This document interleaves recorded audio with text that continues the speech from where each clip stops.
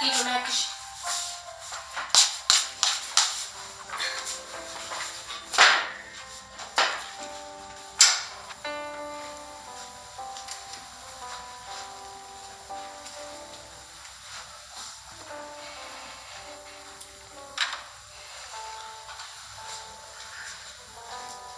ቤቴ ውስጥ ምን እየሰራችሁ ነው? ንገሩኝ እንጂ ምን እየሰራችሁ ነው? አንቺ ምን እየሰራሽ ነው? ዴቭ መጥረጊያውን ያዘው። ስንቴ ልንገርሽ? ትንሽ ቀበጥ ነበርሽ፣ አሁን ግን ሁሉንም ቻይ ሆነሻል። ህይወት ትልቅ ትምህርት ቤት ናት። ለራሴ የማደርገው ነገር ሁሉ ግራ ገብቶኛል። ለምንድነው ግራ የሚገባ? ወላው ልቀቀኝ እንዴ! ኤላ ምን እያደረገ? በር ተንኳኳ። እነ ፍቅር ናቸው መሰለኝ። ሰላም ቤተሰብ እንዴት ናችሁ? የዛሬው ደግሞ በጣም በሚገርም ሁኔታ ደስ በሚል ነው የመጡት ማለት ነው። ምንድነው ሊዲያ እና ፍቅር እንግዲህ ሌብነታቸው ተይዟል። መጀመሪያ ሊዲያ ትመጣለች ኤላ ቤት። ኤላን ምን ትለዋለች? ኤላ ዴቭ ስልኬ አልሰራም ቻርጅ አልቆ እናና ማናገርሃለይ ብሎ ጠርቶሃል ብላ ትነግረዋለች። ለዛች ደግሞ አደይ ታማለችና ነይና ሂጂና እያት ነይ ብላሻለች ማወራሻለች ብላሻለች ብላ ትነግራት። ሁለቱም ይያያዙና ሲሄዱ መንገድ ላይ ሲገናኙ ዳይመንድን ያገኙታል። ዳይመንድ አንተ ነህ ሀብሌን የሰራከው ለምንድነው ማመልስልኝ የታል ብሎ ሲተናነቀው እኔ እኮ ለፍቅርና ለዛች ለነጨጭባዋ ሰጥቼልሃለሁ ማለት ለሊዲያ ማለት ነው። ሰጥቼልሃለሁ እኔ የማውቀው ነገር የለም ከእኔ ሄዷል። እኔ የአደይ ዘመን መሆንክን አላቅም ለዛ ነው። ስለዚህ እኔ ሰጥቻለሁ ምንም የማውቀው ነገር የለም እነሱን ጠይቃቸው ብሎ ይለዋል ማለት ነው። በመንገድ ላይ እንግዲህ ተያይዘው እየሄዱ እያለ ስልኩን ኤላ እቤቱ ረስቶት ስለነበረ እንደገና ስልኬን ረስቼዋለሁ አባቴ ቢደውል ያጣኛል። ስለዚህ እኔ የአባቴን ፍላጎትና አባቴ የሚለውን ነገር በደንብ አከብራለሁ። ስለዚህ ደውሎ ሊያጣኝ ይችላል።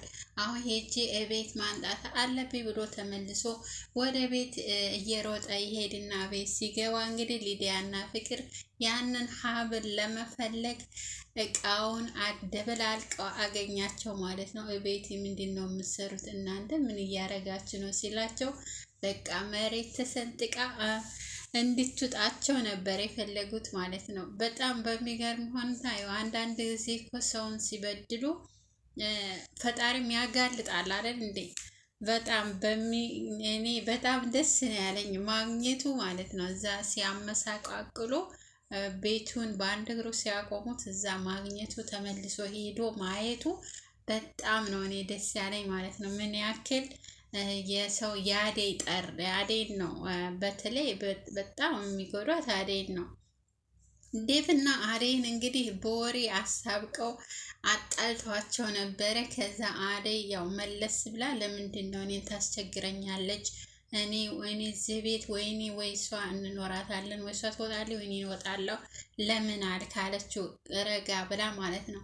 ዴቭ ያሉትን ቶሎ ብሎ ያምናል። በተለይ ፍቅርና ሊዲያ ያሉትን ቶሎ ብሎ ያምናል እና በሰው ይሄዳል። ባለፈውም እኔ ኤላን እወደዋለሁ አፈቅረዋለሁ ብላለች። አሁንም ቤቱ ሄዳለች ሲሉት በጣም ነበር የተናደደው ማለት ነው።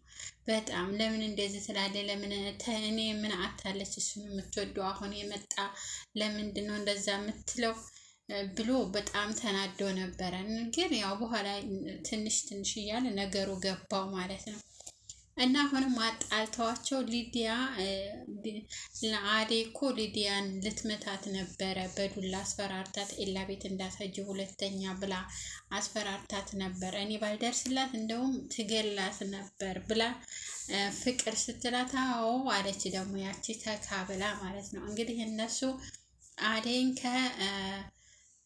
አደይን ከዴቭ ለማራቅና ደግሞ ያቺኛዋን እቤት ያለችውን እሷን ለማራቅ ነበር እነሱ ፍላጎታቸው። ወሬያቸውን በዛ ብለው ማለት ነው። ስለዚህ ከዛ ረጋ ብለው ሲያወሩ ሁሉም ነገር ውሸት ሆነ። አንቺ እኮ ሊዲያ ልመቻን ነበር እንደዚህ ብለሽ እኔ አልወጣኝም አይደለም ልመታት ቀርቶ ለምትለኝ ነገር መልስ ራሱ አልሰጣትም ብላ ስትለው አደይ ከዛ እሱ ደግሞ ለእኔም እኮ እንደዚህ ብለውኛል፣ እኔ ምንም የወጣ ነገር የለም የተናገርኩት ነገር የለም ስትለው እኔም እኮ እኔ አላልኩም ማለት ደግሞ እሱ ከዛ ሁለቱም ተማመኑ። እጇን ይዞ ይቅርታ ሊጠይቃት ሲል በር ታንኳኳ ማለት ነው። ያቺ የኤላ ፍቅረኛ መታ በር አንኳኳች። ሁለት ሄዱ ማለት ነው።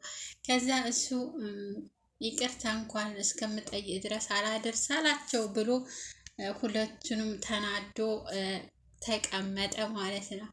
እንግዲህ ዴቭ በጣም ተናዷል በሁለቱ። ዛሬ የፍቅር እንትን አልገጠመም ከአደይ ጋር ማለት አደይና ዴቭ አብረው ስለ ፍቅር አላወራውም። እሱ አታወራውም፣ ግን ቢሆንም እሱ ያስቸግራት ነበረ። ባክሽ ፍቅሬን ተቀበይኝ፣ ባክሽ እኔ እንዲህ ነው መተኛት አቃተኝ፣ እንቅልፍ አልወስዳለኝ፣ የሆነ ሀሳቤ ተበታተነ ወይም ደግሞ የሆነ ነገር ብሎ ያስቸግራት ነበረ። ግን ዛሬ እንደዛ የለም፣ በነገር ተጠምደው ስለነበረ ማለት ነው።